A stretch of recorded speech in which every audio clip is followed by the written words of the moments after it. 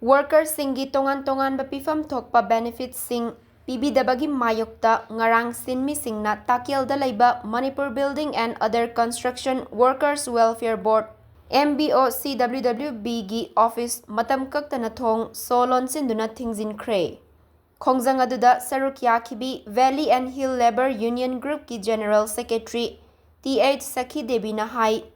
Inglisingani kunithoidagi hauna workers singi maru oina medical education chingba singi benefits sing pithok pinaba laingak lairingai matamda cherol pisin khibagi matung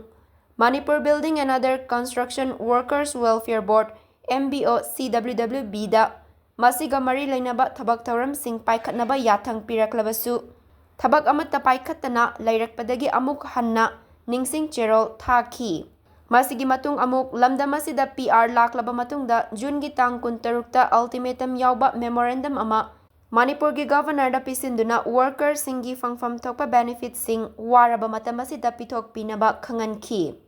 Demand taret yauba memorandum aduda tha asigi tang tara faubagi manungda maru oina education medical benefit pithokpa renew tauba pension fangba yauna thabak oina pangthoknaba thamkiba adugi matung Karigumba laingaki maikaidagi thabak amata laukhatlaktabana maram oiraga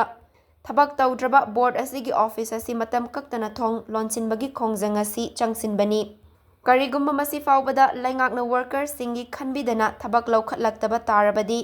lamdam asigi kachin koyada lairiba worker khudingmaka loinana akanba khongjang changsinaba sem saduna lei haina fongdorakli.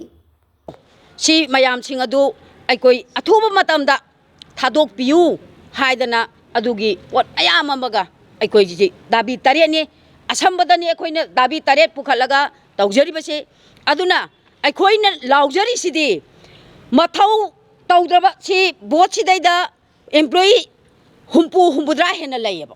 humpudra hena lairibase soglisingani kungani thoigi thagakhiba mayam singdu natana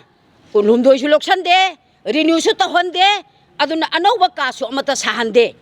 aduna paisa mayam singdo kadaida thaidoga lairino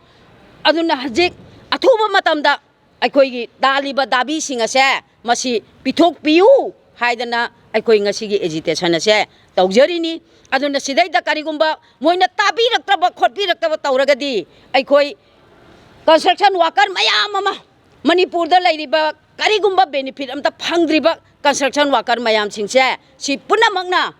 aigi laikanda lairiba mayam singdo adu haunaba naidana thokpira akandu akhoi dabi se amuk kahana khongjang changchenabagi tayari su aikoi leijari haiba wafam si thamjari.